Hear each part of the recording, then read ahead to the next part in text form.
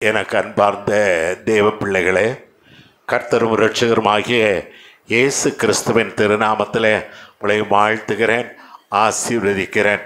கடந்த 35 ஆண்டுகளாக பாண்டிச்சேரிக்கு நான் ஊழியத்துக்கு போய் வருகிறது உங்களை எல்லாருக்கும் தெரியும். அதில் ஒரு சுமார் 30 ஆண்டுகளுக்கு முன்னே திடீரென்று அங்கே சபையை நடத்துகிற சோஃபியா என்ற ஒரு அம்மாவும் அவளுடைய மகளும் என்னை வருந்தி கேட்டுக்கொண்டார்கள். நீங்கள் சோஃபியாவுடைய தாயார் வயதானவர்கள், அவர்கள் மரணப்படுக்கையில் இருக்கிறார்கள், ஆனால் சாக மாட்டேன் என்கிறார்கள். ஆனால் என்னல்ல சொல்லுங்களேன் அந்த வார்த்தையை, சாக மாட்டேன் என்கிறார்கள். அவளை சாகடிக்கிறதற்கு ஜெபிக்க என்னை அழைத்தார்கள். நானும் போனேன்ப்பா, அல்லேலூயா, நானும் போனேன். என்னை காரில் கூட்டி கொண்டு போனார்கள், காரைக்கால் என்ற இடத்துக்கு அழைத்து கொண்டு போனார்கள். அங்கே அந்த தாயார் ஒரு நல்ல பாஸ்டருடைய தாயார். அந்த தம்பி இப்பொழுதும் காரைக்காலில் ஊழியம் செய்கிறார். அந்த தம்பியுடைய தாயார் நல்ல ஊழியம் செய்கிற பரிசுத்தமானுடைய தாயார். இந்த தாயாரும் பரிசுத்தமான, ஆனால் அவங்க சாகணும். அவங்க என்ன செய்யணும் பாருங்களேன். அங்கே போனால் அந்த வாசலில் போய் கார்லேருந்து இறங்கினேன். ஆண்டவர் என்னை பார்த்து கேட்டார், உனக்கு இங்கே என்ன வேலை? அல்லேலூயா, உனக்கு இங்கே என்ன வேலை? அவளை சாவடிக்கிறது வந்தியா நீ? அவளை வாழ்த்து. அல்லேலூயா, கைகளை தட்டி கர்த்தரை மையப்படுத்துங்களேன். அவளை வாழ்த்து. நான் உள்ள பயந்து போனேன். அப்படியே கொஞ்ச நேரம் வாழ்த்தினேன். செத்துட்டு இருந்த அம்மா எழும்பி உட்காந்து, ஐயா பிரைஸ் தி லார்ட் அப்படின்ட்டாங்க. ஹல்லேலூயா, ஹல்லேலூயா, கொடாகோடி ஸ்தோத்திரம். அவர்கள் சில ஆண்டுகள் உயிரோடு இருந்தது எனக்கு தெரியும். அதன் பிறகு அவர்களை குறித்து ஒன்றும் தெரியாது. அந்த பேத்தி கேட்டா, உங்களை இதுக்காக கூட்டு வந்தோம், அதை அனுப்புவீங்கன்னா நீங்க அதை சாவடிக்காம உயிரோட பிழைக்க வச்சுட்டீங்களே, ஐயா மோசமான ஆளியா நீ அப்படின்னு சொன்னா. இதுதான் உலகம். ஹல்லேலூயா, இதுதான் உலகம். அந்த பாட்டியால் முடியல, அவர்கள் வேலை செய்ய முடியல, அவர்களால் ஒன்றும் உதவி செய்ய முடியல. ஆகவே அவளை சாகடிக்க வேண்டும் என்று அவர்கள் முயற்சி எடுத்தார்கள். ஆண்டவர் நமக்கு சொல்லுகிற வார்த்தை என்ன? ஏசாயா 58:11 வாசிக்க கேட்போம். கர்த்தர் நித்தமும் உன்னை நடத்தி மகா வறட்சியான காலங்களில் உன் ஆத்துமாவை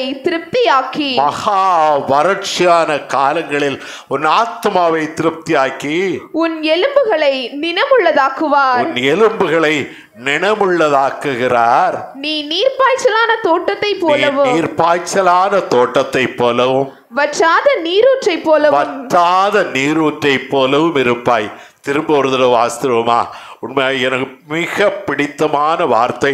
திரும்ப ஒரு தடவை வாசியமா? எல்லாரும் சொல்லுங்களேன் மௌனமாய். கர்த்தர் நித்தமும் உன்னை நடத்தி மகா வறட்சியான காலங்களில் உன்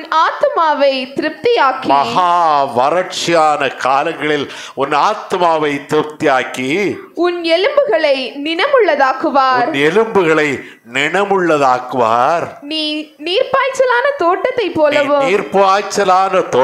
போலவும் வற்றாத நீரூற்றை போலவும் இருப்பாய். ஏசாயா 58:11 இந்த வார்த்தை சொல்லப்பட்டிருக்கிறது. சங்கீதம் 33:18 வாசித்து பார்ப்பீர்களானால், யாரையாம் வாசியுங்கள்? தமக்கு பயந்து தமது கிருபைக்கு காத்திருக்கிறவர்களின் ஆத்துமாக்களை மரணத்திற்கு விடுவிக்கவும். அல்லேலூயா. கர்த்தருக்கு பயந்து கர்த்தருடைய கிருபைக்கு காத்திருக்கிறவருடைய ஆத்மாவை மரணத்துக்கு விடுதலை ஆக்குகிற ஆண்டவர். அல்லேலூயா. யாராவது நான் மரித்து போவேனோ என்ற கேள்வியோடு இருப்பீர்களானால், இல்லை அருமை பிள்ளைகளே, உங்களை காக்கிறவர் உங்களுக்கு அருகாமையில் இருக்கிறார். அல்லேலூயா. அருமையான பாடலை நாம் அடிக்கடி பாடுவோம். காப்பா உன்னை காப்பார், காத்தவர் காப்பார், இன்னும் இனிமேலும் காத்திடுவார். கலங்காதே மனமே, அடுத்த வார்த்தை 19ஆம் வசனம் சொல்லுகிறது, வாசியுங்கள். பஞ்சத்தில் அவர்களை உயிரோடே காக்கவும், பஞ்சத்திலே அவளை உயிரோடே காக்கவும் கர்த்தருடைய கண் அவர்கள் மேல் நோக்கமாய் இருக்கிறது. கர்த்தருடைய கண் அவர்கள் மேல் நோக்கமாய் இருக்கிறது. பஞ்சம் என்று சொல்லும் போது நமக்கு கொரோனா பீரியடில் பயங்கரமான பஞ்சம் வந்தது. உங்களுக்கு எல்லாருக்கும் தெரிவீர்கள். நம்முடைய சபையில் எல்லா குடும்பங்களுக்கும் நாம் அரிசி கொடுத்தோம். ஆண்டவருடைய கிருபையினாலே 720 மூட்டை அரிசியை நம் டிஸ்ட்ரிபியூட் பண்ணோன்னு தெரியுமா உங்களுக்கு? கிளை சபைக்கும் தலைமை சபைக்கும் சேர்த்து 720 மூட்டை அரிசியை நாம் கொடுக்க ஆண்டவர் நமக்கு பலன் தந்தார். அல்லேலூயா. பலன் இல்லாத நேரங்களில் உதவி செய்கிற துணையாளராகிய கர்த்தர் நம்மை நடத்தினார். ஆண்டவருக்கு மகிமை உண்டாவதாக.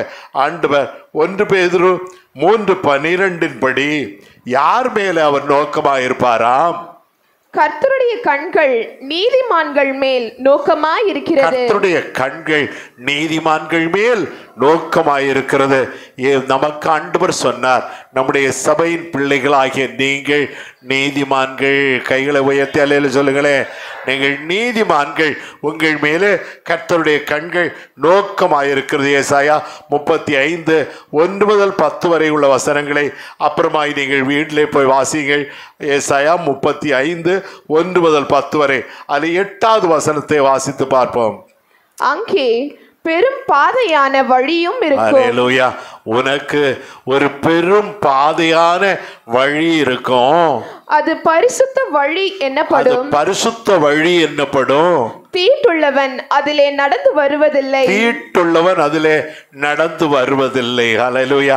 என் அன்பு பிள்ளைகளே, நீங்கள் எல்லாரும் பரிசுத்த பிள்ளைகள். நீங்கள் ஆசீர்வதிக்கப்பட்ட பிள்ளைகள். ஆண்டவர் உங்களை ஆசீர்வதித்து உயர்த்துகிறதற்கு போதுமானவராயிருக்க.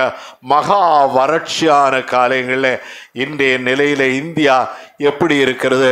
நான் உலக பிரகமான காரியத்தை சொல்லலை, ஆவிக்குரிய காரியத்தை உங்களுக்கு சொல்லுகிறேன். ஆவிக்குரிய காரியத்தில் இந்தியா வறட்சியான நிலையாயிருக்கிறது. சண்டிகர் என்ற ஒரு மாநிலம் இருக்கிறது, அவளை தமிழ்நாட்டை போல. அங்கே ஒரு சவால் விட்டிருக்கிறார்கள். என்ன சவால்? 1500 கிறிஸ்தவ குடும்பங்களை எரித்து சாம்பலாக்குவோம். ஆச்சரியமா இருக்கா? ஆச்சரியமா இருக்கா? பப்ளிக்கா சொல்றாங்க. யூடியூப்ல விடுறாங்க. ஆண்டவர் கிருபையாய் அந்த பிள்ளைகளை காப்பாரா காக்க மாட்டாரா? நிச்சயம் காப்பார். நம்மை காக்கிறவர் உறங்குகிறதும் இல்லை, தூங்குகிறதும் இல்லை. சங்கீதம் 32:4 வாசிக்க கேட்போம். இரவும் பகலும் என் மேல் உம்முடைய கை பாரமாய் இருந்ததினால். இரவும் பகலும் உம்முடைய கை என் மேல் பாரமாய் இருந்ததினாலே என் சாரம் உஷ்ணகால வறட்சியை போல வறண்டு போயிற்று. என்னுடைய சாரம் என்றால் உடம்பில் இருக்கிற தண்ணி, உடம்புக்குள்ள இருக்கிற சாரம், அது உஷ்ணகால வறட்சியை போல வறண்டு போயிட்டு, உடம்புல தண்ணி இல்லாத அளவுக்கு வறண்டு போனா நாம் என்ன செய்வோம்? நாம் காய்ந்து நொறுங்கி போவோமே. ஆனால் கர்த்தரோ எரேமியா 17:5 படி மனுஷன் மேல் நம்பிக்கை வைத்து மாம்சமானதை தம்முடைய சுய பலமாக்கி கொண்டு கர்த்தரை விட்டு விலகுகிற இருதயமுள்ள மனுஷன் சபிக்கப்பட்டவன். யார் இந்த கர்த்தரை விட்டு விலகுகிற மனுஷன் என்று சொல்லும் போது, நான் முதல்ல தொடங்குகிறதற்கு முன்னாலே ஒரு காரியத்தை சொன்னேன். அநேக பிள்ளைகளை சிதறடித்த ஒரு ஓநாய் என்று சொன்னேன். என்ன சொன்னேன்? சொல்லுங்களேம்மா. ஓநாய். அந்த ஓநாய் தான் இப்படிப்பட்டது. ஆகவே அதை ஆண்டவர் திருப்பி கொண்டு வர சித்தமானால் திருப்பி கொண்டு வரட்டும், இல்லை என்றால் தேவனுடைய கரத்துக்கு கொடுத்து விடுகிறோம். அல்லேலூயா. ஆண்டவருடைய கிருபையினாலே ஆண்டவர் உங்களை காப்பார். அல்லேலூயா. ஓசியா 13:5 வாசித்து பார்த்தால், நான் உன்னை மகா வறட்சியான தேசமாகிய அல்லேலூயா, நான் உன்னை மகா வறட்சியான தேசமான வனாந்திரத்திலே அறிந்து கொண்டேன். வனாந்திரத்திலே அறிந்து கொண்டேன். உங்களையும் என்னையும் எந்த சூழ்நிலை ஆண்டவர் பிடித்தார்? என்னை வறட்சியான சூழ்நிலையிலே பிடித்தார்.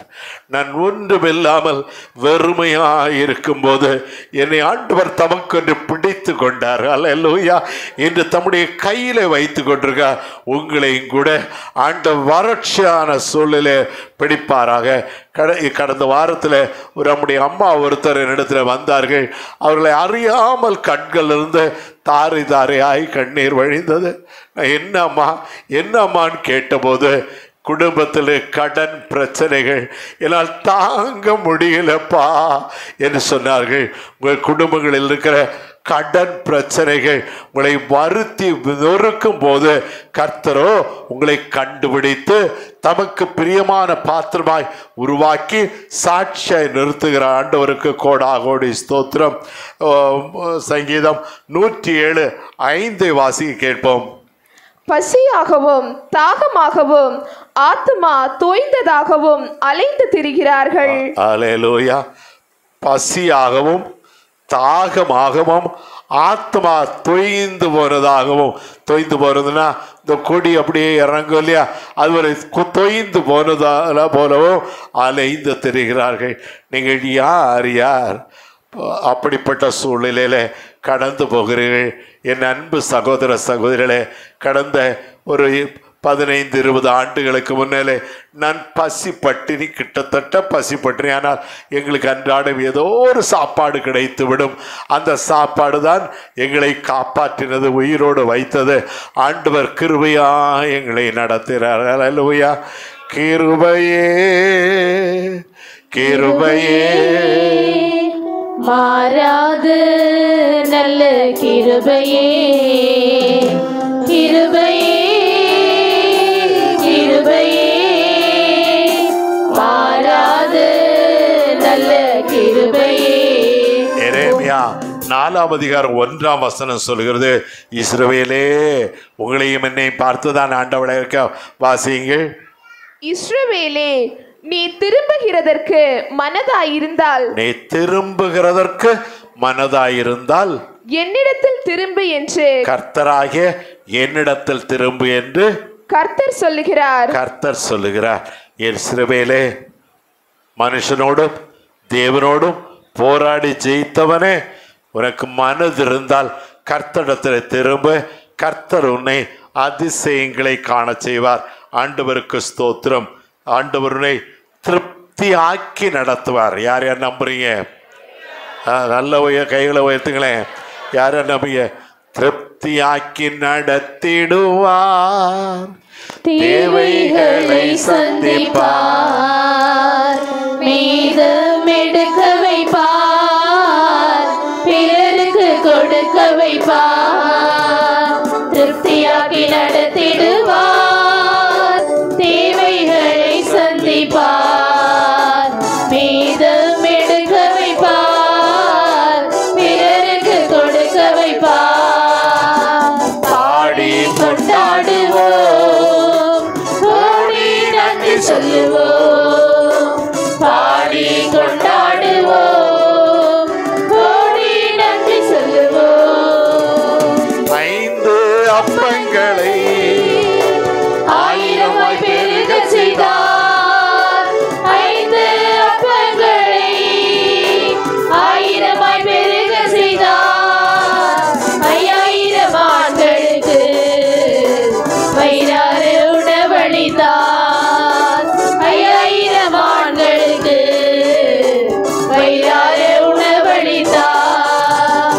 பாடி கொண்டாடுவோம், கோடி நன்றி சொல்லுவோம், பாடி கொண்டாடுவோம், கோடி நன்றி சொல்லுவோம். அதை ஏசாயா 58:11 தானே வேதம் சொல்லுது, உடைய ஆத்மாவை திருப்தியாக்குவார். யார் யாருக்கு வேணும்? என்னுடைய ஆத்மா திருப்தியாக வேணும். சில நாட்களாக என்னுடைய ஆத்மா அழுது கொண்டே இருக்கிறது. என்னை அறியாமல் கண்களிலிருந்து கண்ணீர் வழிந்து கொண்டே இருக்கிறது. காரணம் என்ன? என் பிள்ளைகளை ஓநாய்கள் பட்சிக்கிறதே, என் பிள்ளைகள் அறியாமையினாலே ஓநாயிடத்தில் மாட்டிக்கொள்ளுகிறார்களே என்று என்னுடைய ஆத்மா ஏங்குகிறது. அல்லேலூயா. என்னுடைய ஆத்மா ஏங்குகிறது. வாசியுங்கள் 1 சாமுவேல் 2ஆம் அதிகாரம் 5ஆம் வசனம்.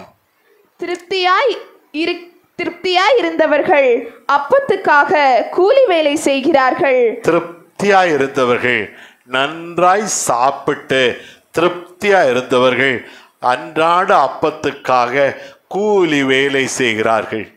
ஆனால் போதுமான கூலி கூட நமக்கு வந்து சேருகிறதில்லை.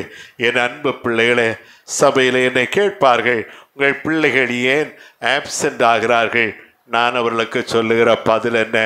எங்கள் பிள்ளைகள் எல்லாம் சின்ன சின்ன வேலை செய்கிறார்கள், வீட்டு வேலை செய்கிறார்கள். குறிப்பாக ஒரு சகோதரியை நான் அறிவேன். அந்த சகோதரி 7 வீடுகளில் துணி துவைத்து பாத்திரம் கழுவுகிற வேலை செய்தாள். அல்லேலூயா. சொல்லுங்களேம்மா. 7 வீடுகளில் செய்தாள். அப்படி செய்து முடித்து வீட்டுக்கு ஏதாவது கொஞ்சம் கொண்டு வரலான்னா கொண்டு வந்தா புருஷங்காரன் பயங்கர குடிகாரன் அதை தூக்கி கொட்டிடுவான். அவளுக்கும் பிள்ளைகளுக்கும் சாப்பாடு இல்லை. அல்லேலூயா. 7 வீட்டில் வேலை செய்தா எவ்வளவு பலவீனம் இருக்கோ அவ்வளவு பலவீனத்தின் மத்தியில் பிள்ளைகளுக்கும் ஏதாவது கொடுக்கலாம் என்று சொன்னால் அதை தூக்கி கொட்டி விடுவான். இன்றுங்க நம்முடைய சபையில் என் அன்பு பிள்ளைகளே, குடி பழக்கத்தில் இருக்கிற அருமை தம்பிமார், தயவாய் கர்த்தரை பற்றி கொள்ள வேண்டும், ரட்சிக்கப்பட வேண்டும். அல்லேலூயா. ரட்சிப்பு கர்த்தருடைய கருத்தில் இருக்குது. அவளுக்காய் கண்ணீரோடு கதறும்படியாய் அன்பாய் கேட்கிறேன். ஆண்டவருக்கு கோடாகோடி ஸ்தோத்திரம். சங்கீதம் 22:26 சொல்லுகிறது, சாந்த குணமுள்ளவர்கள் புசித்து திருப்தி அடைவார்கள். சாந்த குணமுள்ளவர்கள் புசித்து திருப்தி அடைவார்கள். கர்த்தரை தேடுகிறவர்கள் அவரை துதிப்பார்கள். உங்கள் இருதயம் என்றென்றைக்கும் வாழும். உங்களுடைய இருதயம் என்றென்றைக்கும் வாழும். அல்லேலூயா. இருதயத்தில் கை வைங்களே. அப்பா, என் இருதயத்தை வாழ வைக்கிறவரே, உமக்கு கோடாகோடி ஸ்தோத்திரம். எத்தனை விதமான துக்கங்கள், பாடுகள் நம்முடைய பிள்ளைகள் கடந்த 1 மாதமாக ஜெபித்தார்கள். இங்கே எத்தனையாய் கதறினார்கள், எத்தனையாய் தவித்தார்கள்.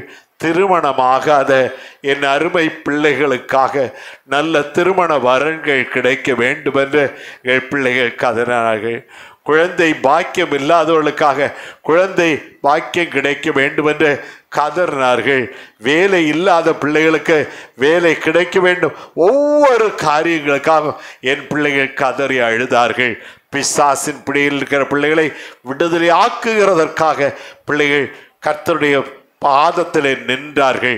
உங்களுக்காக யுத்தம் பண்ணுகிறதற்கு ஒரு ஆவியானவர் உண்டு. அல்லேலூயா. உங்களுக்காக அவர் யுத்தம் பண்ணுவார், உங்களை விடுதலை ஆக்குவார். ஆண்டவருக்கு கோடி ஸ்தோத்திரம். சங்கீதம் 36:8 வாசிக்க கேட்போம்.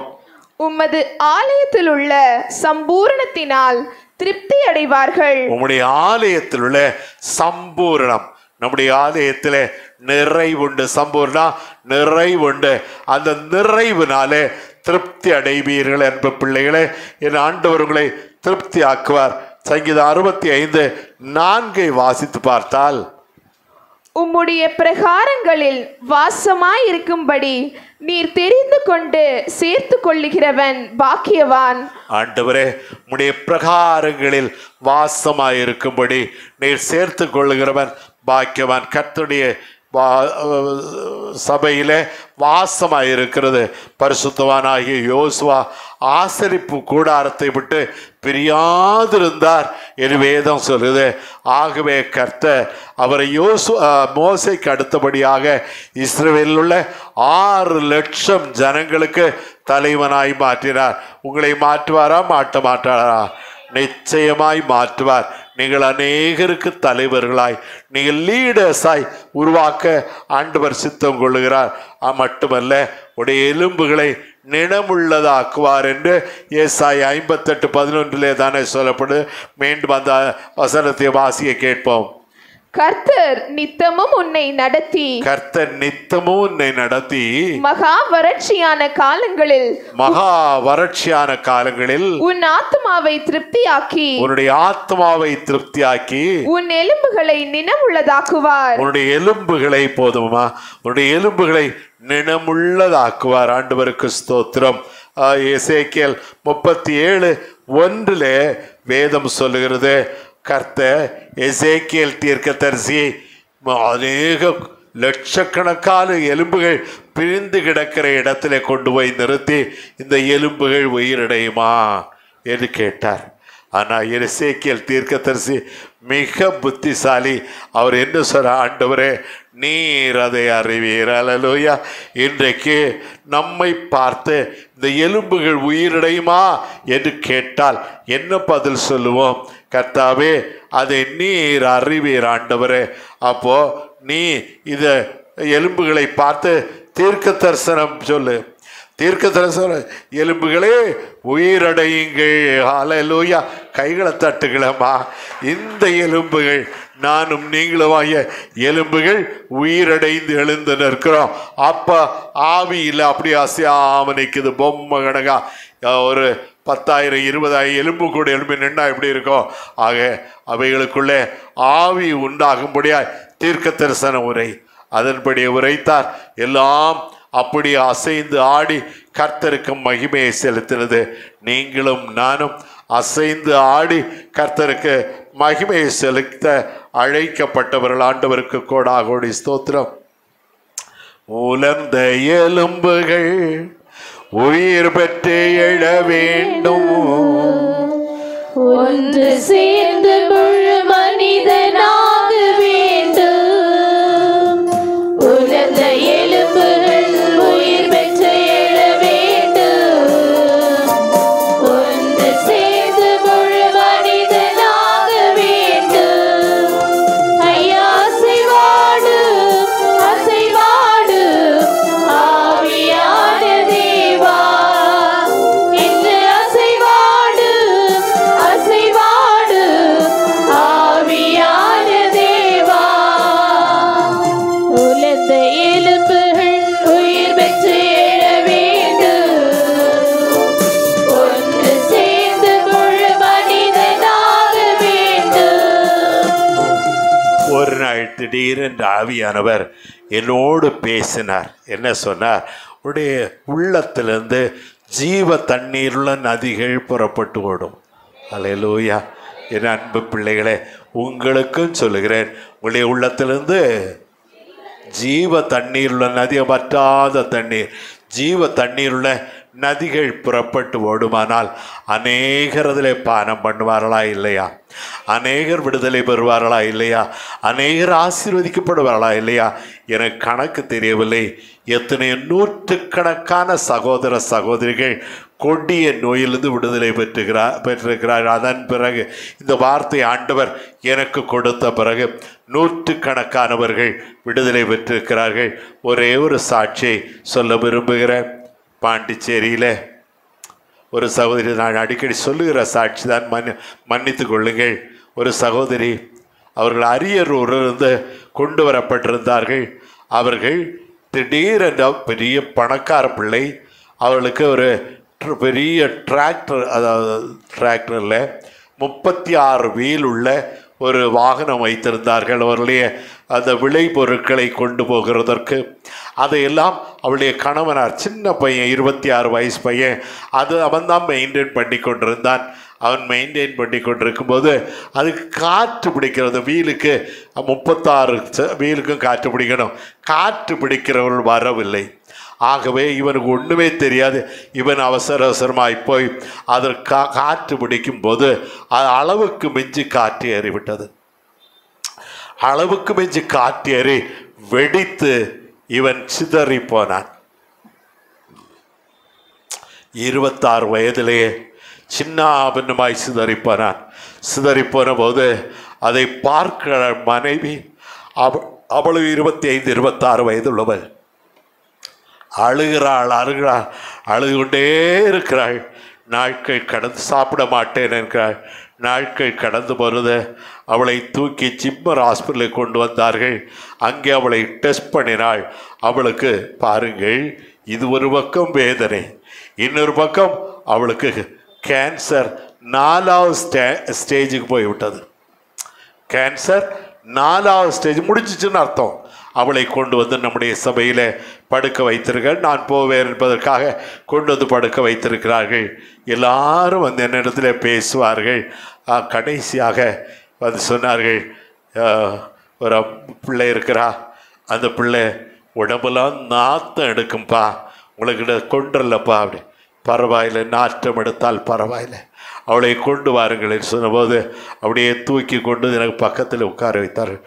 நாற்றம்னு சொன்னா, ஐயோ கொடிய நாற்றம், அழுகுன நாற்றம். அந்த நாற்றத்தோடு கூட அப்படியே முதுகில் இப்படி கை வைத்தேன், அவ்வளவுதான். கை வைத்த போது ஆண்டவர் அவளை ஆசீர்வதிக்கிறார் என்பதை நான் தரிசனமாய் கண்டேன். பிள்ளையை கொண்டு போய் படுக்க வைங்கன்னு சொன்னேன். பிள்ளையை கொண்டு படுக்க வைத்து விட்டார்கள்.